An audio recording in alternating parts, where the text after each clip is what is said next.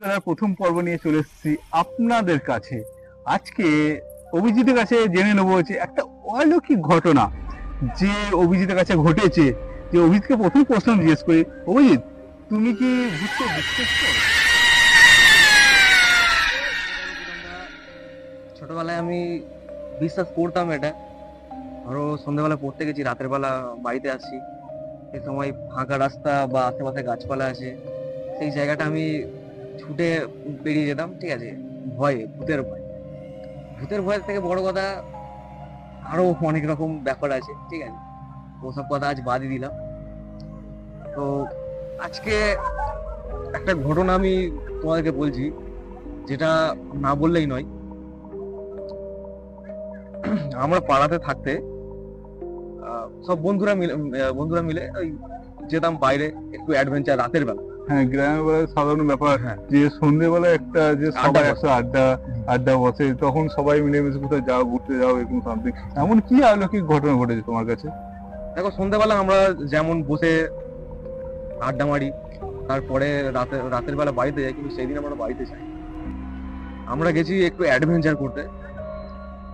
যেগুলো গ্রামের দিকে দেখবে খেজুরের গাছ, তাল গাছ, নারকেল গাছ, এমন প্রচুর ইয়ে আছে। তো একদিন আমরা গেছি, তখন গরমের সময়, ডাব পাড়বো, কাছে থেকে ডাব ডাব পেরে একদম ফ্রেশ ডাব খাবো। তো গেছি গ্রামের একদম বাইরে, একদম খানিকটা একটু বাইরে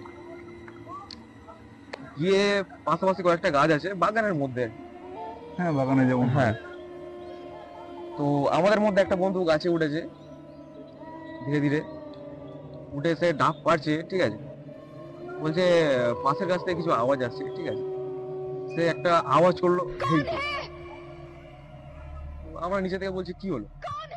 বলে বলছে, তোদের মধ্যে পাশের গাছে কে উঠেছে রে?" আমরা বললাম, কে ওঠে? ও ব্যাপারটা বিশ্বাস করলো না। বলছে, না, তোদের মধ্যে নিশ্চয়ই কেউ উঠেছে। কে আওয়াজ, পাশের গাছ থেকে কে আওয়াজ করছে? কি ঘটনা ঘটেছিল যে সবাই একসাথে মিটিং বলে যে পালিয়ে গেল?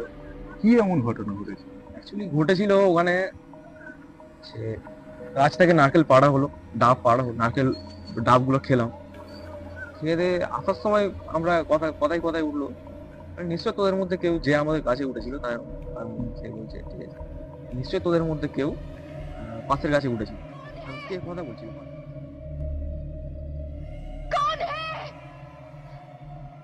আমি বললাম, না, কেউ উঠেনি। সে তখনও বিশ্বাস করলো না কথাটা। তার কয়েকদিন বা কয়েক সপ্তাহ পরে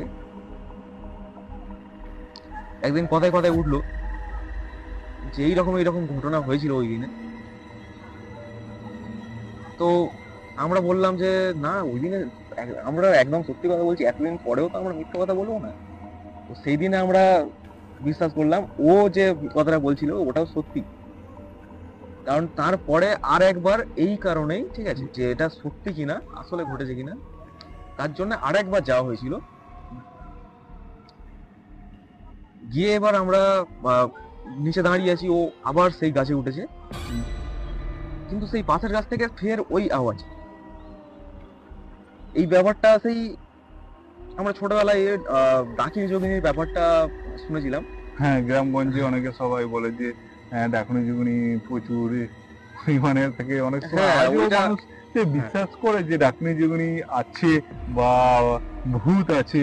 সাধারণ মানুষ এখন যদি বলে বিশ্বাস করে না। অনেক সময় খবরে উঠে গেছে যে ডাকনি যুগনির জন্য সন্দেহ করে মারধর করেছে প্রচুর পরিমাণে ভিন্ন ভিন্ন জনকে। যে আজও ডাকনি যুগনি আছে গ্রামে, বা তুমি কি ওটা দেখতে পেয়েছিলে গাছের মধ্যে? আজও ভূত না কি এটা? দেখো, আমরা তো কিছু দেখতে পাইনি পাশের গাছে, রাতের বেলা অবভিয়াসলি অন্ধকার, সেই সময় পাশের গাছ থেকে কথা আসছে। তো ওই ব্যাপারটা অ্যাকচুয়ালি ভূত না ডাকিনী যোগিনী, একটা কোশ্চেন মার্ক পড়ে গেছে ওখানে, ঠিক আছে। আমরা ওটাকে কি বিশ্বাস করবো? একটা ডাকিনী যোগিনীর একটা ব্যাপার আছে। একটা কথা তুমি শুনে থাকবে যে নারকেলের ভিতরে হ্যাঁ, আঁচড়ের দাগ থাকে। হ্যাঁ। নারকেলের ভিতরে আঁচড়ের দাগ থাকে।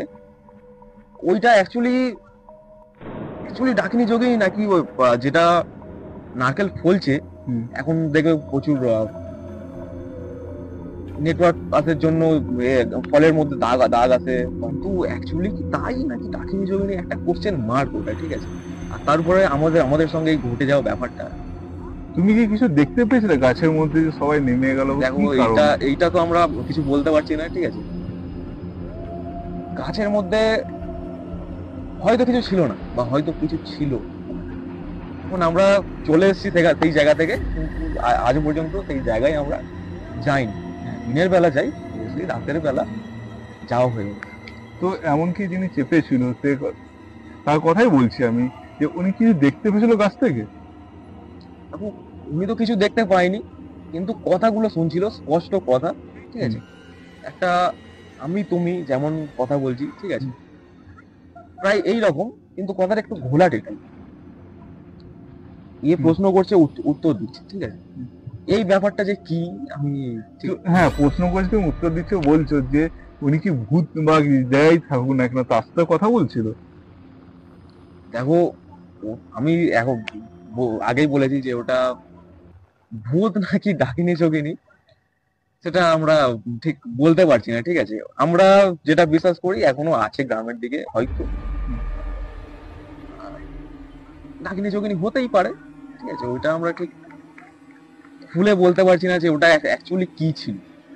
হ্যাঁ, এটা থাকলো যে দর্শকদের কাছে একটা কোশ্চেন মার্ক চিহ্ন থাকলো, যে আপনারা ভূতকে বিশ্বাস করেন বা ঠাকুরকে বিশ্বাস করেন? আপনাদের অবশ্যই কমেন্ট করে জানাতে হবে আমাদেরকে, যে এখনকার যুগে যে এসব কিছু আছে কিনা। আপনার কাছে এটা কোশ্চেন মার্ক থাকলো, তো আপনারা এটা অ্যান্সার দিবেন কমেন্টের মধ্যে, অভিজিৎ।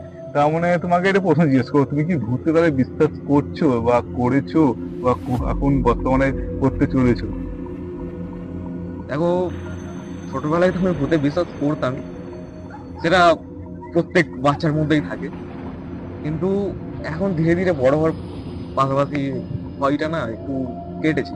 এইসব এত কিছু দেখার পরে আমার মনে হয় যে ভয়টা এত কিছু ঘটছে, যে আমার মানে অনেক কিছু এক্সপিরিয়েন্স আছে যেগুলো পুরো তো আমি ঠিক খুলে বলতে পারবো না, ঠিক আছে, কিন্তু একটা ধোঁয়াশা, একটা কোশ্চেন মার্ক, ঠিক আছে, একটা রেখে গেছে ব্যাপার। কমেন্ট কিন্তু আপনাদের জানাতে হবে, যে আমাদের নেক্সট পর্ব আবার আসছে বিভিন্ন গল্প নিয়ে। গল্প হলেও সত্যি এটা একটা শেষ বেলা থেকে। তো হ্যাঁ, এটা কিন্তু গল্প নয়, কিন্তু ঘটনাটা ঘটেছে, কিন্তু আমরা সেটা গল্প রূপে আপনাদের কাছে নিয়ে আসছি। কতটা আপনারা বিশ্বাস করে ভূতকে আপনারা, সেটা কিন্তু অবশ্যই জানাতে হবে। ঠিক আছে, নেক্সট পর্বের জন্য অপেক্ষা করুন, আমরা আবার আসবো আপনাদের কাছে।